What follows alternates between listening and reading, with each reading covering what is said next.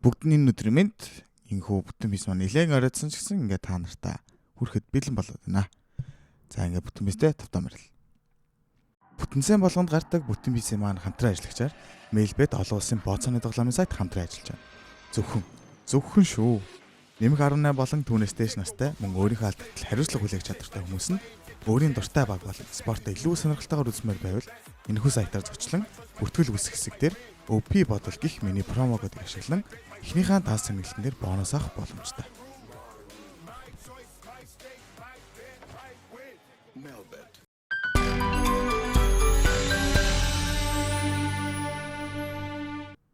За ингээд бараг 2-7 хоног хийгээгүй шахуу болохоор ер нь энэ сарынхаа гэж шүүж аваад энэ дундаас уншаагнуудаа уншаа авчиг гэж бодлоо. За номер 1-т бүр хамгийн их апвоуттайгаар 25 апвоуттай Black Coffee-гийн дэрсэн малгатаас хин нүхэх вэ гэдэг пост нэгт орсон байна. За энэ дэр нь юу гэж утсан байна гэхээр за тэр бол мэдээж олон тамаг уншлаа хүмүүс ер нь л зороо өгөх нь гэж та дийлэх нь бодож байгаа л та. Миний бодлоор бол олон жил аним кино үзлээ. Багахан туршлагаасаа дүгнэхэд ер нь үхэх дөрүүд бол анханасаа л мэддгээ.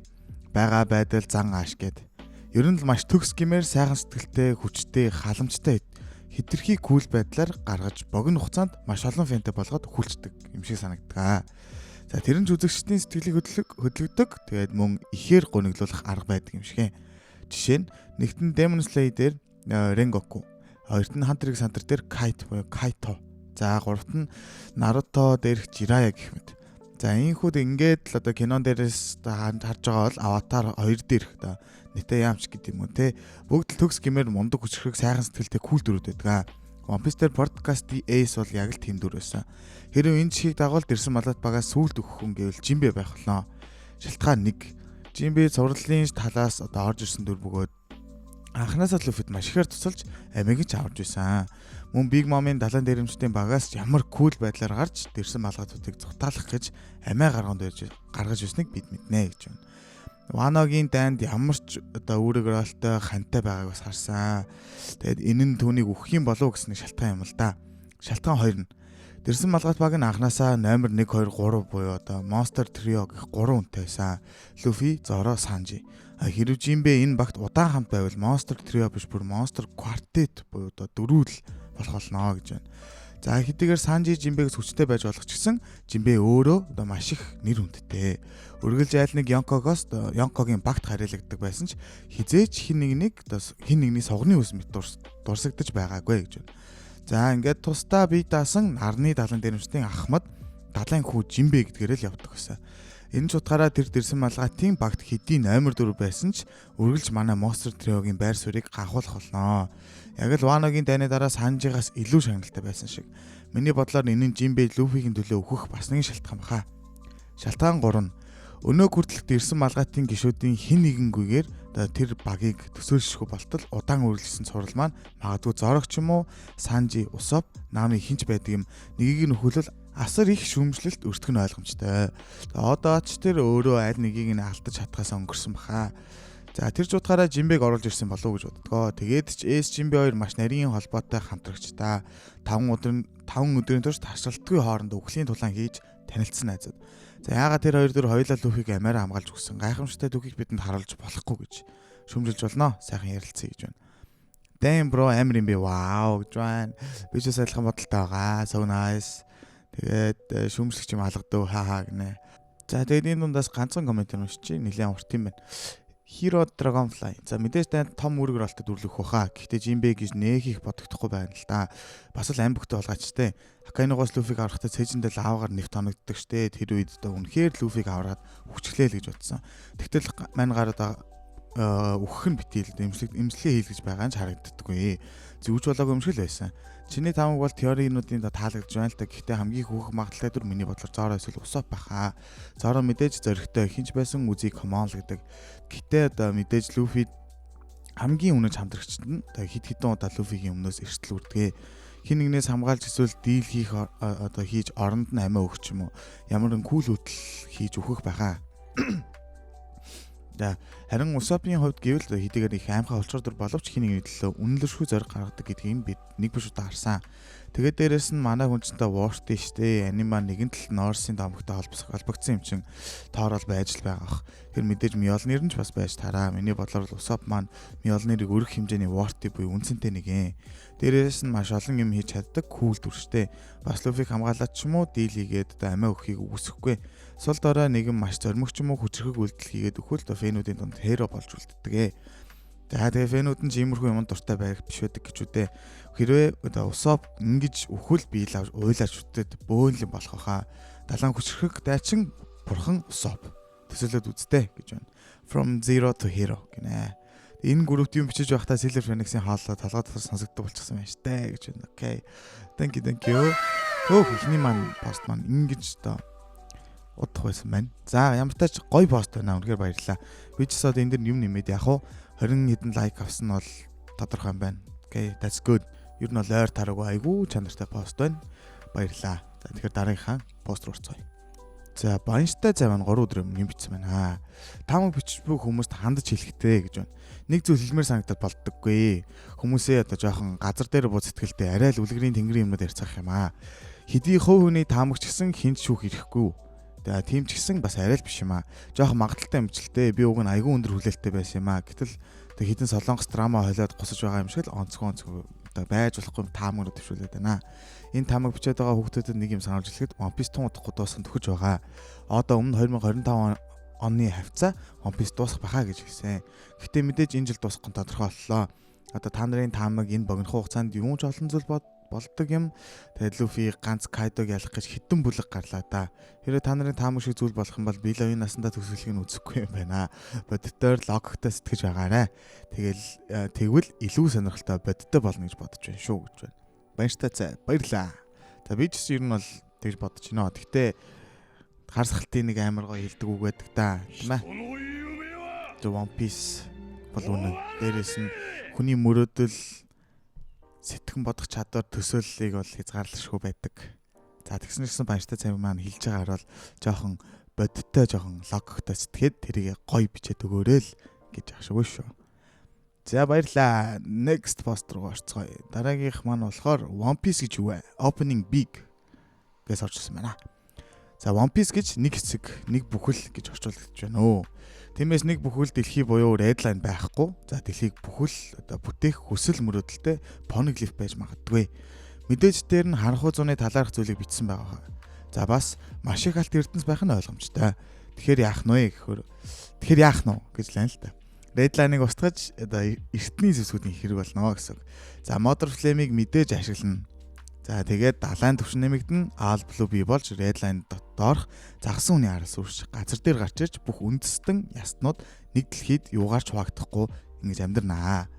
За тэгэхээр хизээж дуусахгүй их найр дэлхийд даяар болох нэ. Мэдээж Марижо өсрөнөж тэнгэрийн луунууд дээрээсээ нуран унаж боолын нэгэн байхгүй эрх чөлөөтэй нэгэн бий болно. Тэрийг хийх хүн мэдээж эрх чөлөөний дайчин Joy Boy юм аа гэж байна. За үн дээр нь Kanek L болохоор хэлсэнчлэн энэ бүхнийг биелүүлэх хүн бол Joy Boy буюу Luffy юм аа. За Luffy бол эрх чөлөөний бэлэг тэмдэг бөгөөд тэр бүх хүмүүсийг эрх чөлөөтэй нэг дэлхийд аз жаргалтай амьдрах нөхцөл бүрдүүлэхийг зорж байгаа. Эцсийн зорилго нь нэг бүхэл дэлхий буюу One Piece-ийг бий болгох юм аа. Мөн одоо 2018 оны нэг ярьцлага дээр Luffy-гийн мөрөөдөл бол хүүхдийн гинэн мөрөөдөл мэт санагдавч тэр нь түүхийн төгсгөлд дэлхий даяар том өөрчлөлт авчирна гэдгээ. Тэр нь мэдээж дэлхий даяар том найр байж магадгүй маа гэж байна. За Radiant Caramel-ийн комментээр уншия. За One Piece бол Straw Hats-ийн гишүүдийн үлдээсэн зүйл бас байх болно. Цаг хугацааны тойрог шиг One Piece-ийг нээхэд дотор нь Luffy-гийн одоо дэрсэн малгай, Zoro-гийн сэлэм гэх мэт одоо эцтэй энэ бүх зүйлийг ихлүүлсэн бас дуусгасан хүмүүсийн л одоо дурсгал олно л гэж ах шиг байна тийм үү. Окей. Та намайг одоо мэддэг болсон бол би бол яг энэ асуултнаас нэлээд цухтаж явдаг. One Piece гэж юу вэ гэдэг асуултнаас юм байж болдог. Хамгийн төгсгөлд одоо мэддэх хамгийн сүүлийн нууц байхад тэрийг тайлна гэж би та нарт баг 10-20 бичлэг зүгээр орчуулаад ч хамаагүй хийгээд өгч болно. Тэгэхээр энэ бол яг миний ингээд нандиндаг бодлын нэг болохоор энэ дээр бол би no comment гэж хэлмээр байна. Яа тэгвэл One Piece бол юу ч байж болно. Үнэхээр юу ч байж болно.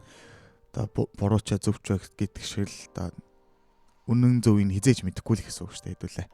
За тэгэхээр next руу орцгоох уу да. За дараагийн юмх маань хөөрхөн тамаг opening B-гээс орж ирсэн байна. За бид бүгд Luffy-гийн ээжийг мэдхийг хүсдэг. Ийм тамаг явж байхаар нь чирээд ирлээ гэж байна. За Zoro-гийн ээжийн нэрийг Terra буюу одоо газар гэдэг юм байна. Харин Sanji-гийн ээжийн нэрийг Sora буюу тэнгэр гэх утгыг агуулдаг ийм нэр байдаг юм байна. За тэгвэл Luffy-гийн ээжийн нэр Далай буюу одоо утгыг илэрхийлдэг Umi гэх одоо нэр юм болов. За үнийг хойноос нь уусчих юм бол Imo болж болно. Ямар ч тач Luffy-гийн ээжийн нэрэнд Umi гэдэг нэр орсон байх гэж бодож байна гэж байна. Яа. За явж нөгөө нэг Imo чинь баг Luffy-гийн ээж мэж гэдэг нэг тэнгэрийн нэг таамаг нь энэ минтэй холбоод боо юм болох юм биш үсттэй яана. За. За дараагийнхаа пост орцгоо. За дараагийнхаа пост маань алармын ректор нь Roro Zoro гэнэ. Zoro бол Crew-ээс хамгийн их дасгал хөдөлгөөн идэх хүн юм аа. Мөн Zoro нь Crew-ээс хамгийн сүүлд нь мөн хамгийн бага цаг унтдаг нь. Бүгд одоо 4 цагт унтаад 7 сар сэрдэг хүн. За гэхдээ Zoro сэрүүн цагаараа дандаа эрхүүлж дасгал хийж өнгөрүүлдэг нь. Одоо энийг нь бодоод үзвэл Zoro хүссэндээ биш согтсондоо унтдаг баха. Бас Zoro AK дарал дээр одоо хөлгөн дээр унтаж байхдаа маш сэрэмжтэй унтдаг нь харагдсан. Тийм учраас Zoro хэдий унтсан ч гэсэн Cavendish шиг сэлмэндээ бие эзэмдүүлдэггүй баха гэж байна. I see. Бас тийм байна шүү. Үнэхээр яг сэлмнийх нь хараалан дээр Cavendish шиг адилхан байгаад байдаг. Тэгээ Zoro үнийг контролтохын тулд ингэж баг унтаад байдаг гэт те. Тэгийг л бас ер нь бол сонирхолтой сонсогдож байна. Окей. Баярлаа. Би ерөөсөө мэдэхгүй юм дээр ингэ чимээгүй л үжээ. За залуусаа. Заавал миний ингэ юмыг сонсох гээд яах вэ? Та нар үнэхээр Reddit ороод лайк дараад энийг уншихгүй байгаад байгаа болохоор би та нарт ингэ уншиж өгч байгааг ойлгоорой. Баярлаа. За дараагийнхаа пост руу орцгоё. Six дуулна. За яаж уншдаг юм бэ? Яана коммент дээр бичээд өгвөл их баярлахаар шүү. За нэг арал гинэ. За би өөрийнхөө бодож бод хамгаа дэвшүүлье. Эртний зэвсэг ураанусыг ашиглахад усны түвшин 1 м дээшилдэг гэсэндэ магадгүй ирээдүйд энэ зэвсгийг хин нэгэн олоод маш их ашиглаад газардах энэ бүх арлуудыг багаар живүүлнэ. Нэгэн Рожер мэдээд хүмүүс далаад гарч амьдрах ийм сэтлийг нь өдөөсөн байж магадгүй. Мөн Shanks ямар ч төгрийн жимс идээгүй хүмүүсээр баг бүрдүүлсэн одоо хөлөг онгоцсон живлээ гэхэд төгрийн жимс хэрэглэгч тэр доор өгнэ. Бас тэнгэрийн луунууд тэнгэр дээрээ амьдардаг ийм арал живсэн ч гэсэн та нарт ямар ч аюул учруулахгүй бас тэнгэрийн луунуудын хувцас усан шумбагчтай төстэй бас байдаг. За тэгээ зүний шам үнэл дээрээ бүхэл бүтэн арал зөөж явдаг. Тэгээд арлууд байхгүй болж аалбал үнээлж мөн живсэн арлууд нэг арал живэлгүй үлдэж тэрэн дээрээ нэг арал буюу One Piece болох байхаа гэж утгагүй ч ихлэ уучлаарай гэж. За би ерөнхийдөө ингэж хэлээ л та. За тэнгэрийн луунууд болохоор ингээд усан шумбагч хувцастай байна. За Shanks одоо энэ Roger-ийн бүх санааг нь мэдчихсэн болохоор өөрийнхөө багийнхаа гишүүдийг алин ч төгрийн жимс идүүлдэггүй юм байна. Зөв. Ягаад гэвэл янз бүрийн живсний дараа бүх юм живсний дараа зөвхөн ус үлдэн талаа үлдэн тэгэхээр бүгдээрээ сэлэх чадвар гэдэг амар чухал болно гэсэн утгаар. За нэг иймэрхүү тамаг байна. Зөв. За энэ дээр нь би болохоор нэг жаахан бодлоо шидчихье. Юу юм бэ гэхээр угаасаа тэргүү зарим нэг арлууд живэн ингэн тэгнэ гэж хэлээд байгаа шүү дээ. Тэгээ энэ дээр би танаас айгүй нэг юм зөвүүн юм хэлээ зав. Энэ юу юм гэхээр та нар энэ үлэмж битнүүдийг бүр One Piece-ийн хамгийн ихний ангиас эхлээ гаргаж ирсэн заяа. Бүр авраг битүүдийг. Одоо яг Elbafter гарч байгаа энэ авраг битүүдийг бүр айл One Piece эхэлт тайлбарлаж байсан. За юу гэж дурдж ирсэн бэ гэхээр дэлхийн газар нутгийг хөдөлгөгч, тектоникийг одоо зөөгч авраг битнүүд гэж ярьдаг те. Тэгэхээр зарим нэгэн одоо сүүлийн амар тамаг төвшүүлдэг хүмүүсийн ингээд тамгийг харахаар за энэ ер нь үлэмж битнүүд чинь болохоо байлаа. One Piece гэдэг зүйлийг энэ үлэмж битнүүд чинь хийчих үедээ бүр ингээд арлуудыг зөөгөөд ингээд амар болгооч үдээ гэсэн нэг юм яриа гарсан байгаа шүү. Энийг энэ дээр та нартай жоохон сонирхолч. За ингээд хамгийн сүүлийнхаа постны өмнөх пост. Large Luck гэнэ. Мэдгүй тэгээд байж болох юм шиг санагдлаа гэсэн зураг байна. Энэ л нөгөө нэг юу л байна л та. Тэ нөгөө Norsen домгийн хоёр чонлох шиг байна. Тэгээд Sun and the Moon гэдэг Shanks ихрийн талаарх зураг бас ингэж тавьсан байна. Энэ бол ер нь бол үнэн байх уу. Тэгээд амар тодорхой болох нь ер нь бол тодорхой болсон. Гэхдээ яг энэ мэдээлүүд нь батлагдтлаа бас нэлээд оног ч юм уу нэлээд юм болох хаа гэж бас бодод байгаа шүү. За хамгийн сүүлийнхаа Hero Dragonfly Diog гинэ. Diog гэж байна шүү. Diog. За би олон жилийн өмнө нэг таам уурч байсан юм аа. Тэр нь юу вэ гэвэл ди огтнууд бол сарны иргэд юм аа. Учир нь ди үсэг бол тал сарны хэлбэртэй юм аа ингээд бла бла гэх те. За тэгээ зарим нэгэн санаж байгаа л баха. За тэгтэл аним дээрээ жинхэнэ лунаар янгарч ирдгээ. Өгчилж орчуулвал сарны иргэн. Бидний мэдхээр кинг. Тэгэхээр ди огтнуудын сарны иргэд биш болж таарлаа. За тэгэхээр одоо бидний бөөрийнхий хэлбэр яг юу байгаа вэ гэхээр дэлхий бас юмсыг хуваах чадвартай чөтгөрийн жимс хинд байдаг вүлээ. Мэдээж багид байгаа. За тэгээ баги хэрвээ ингээд awakening хийгээд дэлхийг хуваавал яах вэ? Бас дэлхийн цөмд ч юм уу газар дор амьдардаг иргэд байдаг бол бас сонирхолтой юм аа. Яагаад болохгүй гэж тийм ээ. Тэнгэр дээр хүмүүс байсан, усан доорчгол байна. Яагаад бүр тэр доор амьдардаг үндэстэн байж болохгүй гэж. Баги бас ди огтой байж болох юм аа. Rocksty баги ч юм уу те. За тэгээд Wheel of D гэдэг нь одоо үндэстнэрээ их газар гарч ирж арж төрөгч юм билүү. Wheel of D буюу D-ийн хүсэл тээж яваа хүн нь багийн манч юм билүү. За биелаа хувьдаа багийг тийм сул дорой гэж бодохгүй байгаа. Хэрэг үнэхээр сул дорой байсан бол яагаад одоо хүртэл энд байсаар байгаа юм бэ? Гүй яхаа хөвгчлөлтэй болгож байгаа нь үнэн л дээ. Гэтэ ямар нэгэн зүйл төлөвлөчихсөн тэрийгэ бусдад анзаардахгүй гэсэндээ л хичээж яваа юм бол бас яах вэ? За жоох юм самраг өвчлээ. Гэтэ гол утга санаа нь багийг бол Диогийн газар дор амьдардаг юм болов. Тэгээд багийг дэлхийг хуваагаад Диогтнуудыг гаргаж ирээд анимыг самарнаа. Дуслаа. За альва guys комент бичээд ороод ирэлт ярилцъя сайхан гинэ. Тэгсэн доор нь Эрдэнэ 3 цагийн өмнө өнөөдөр л бичсэн байна л да. За надад бол багийн Диогийнхэн эдэргээ нэг хамаагүй зүгээр л байлдаан дагуулт дэндүү сайтай хүн шиг санагддаг.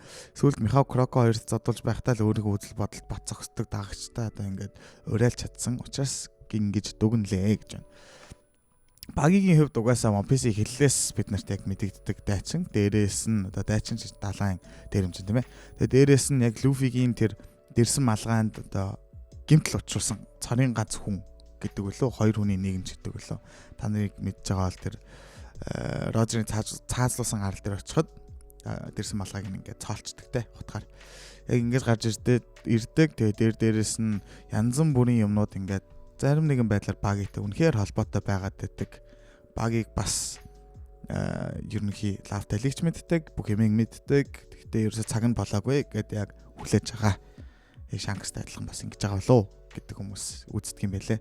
Миний хувьд бол багийг таалагддаг өө. Тэгээд зүгээр ингэж явж байгаа энэ багийн One Piece-ийг олчих юм бол what the fuck гэж л дуусах бах та тийм ээ. За ингээд энэ үртээ сонссон та нарт үнэхээр их баярлалаа. Би ер нь бичлэгийнхаа төгсгөлд л ингэж та нартай хэлдэг тийм ээ. За би удаан бичлэг хийгээгүй шалтгаан нь би сая гэрэл руугаа буюу Монгол руу явчаад ирлээ. Тийм болохоор өөртөө жоохон ч гэсэн амралт өгөөд ингээд энэ бичлэг руугаа буцаад орж байгаа шүү. За ингээд ойлгоно гэж найдаа. Үлдээгүйгүй зөндөө таамаг байгааг та нар ч мэдж байгаа. Та нараа өөрсөө битсэн болохоор бас харж иж магадгүй. Тэгэхээр аль чадах тэр болгоныг нь би ингээд энэ бичлэгний дундуур ерөнхий эдитээ жоохон багасгах хийгээд жоохон тиймэрхүү юм да энэ бичлэг дээр ингэж оруулъя гэж бодоод юм хийлээ. Баярлаа. Та нар бест шүү. Манай Накамануда. Тэгээ дараагийн бичлэгээр дахин уулзцгаая. Peace.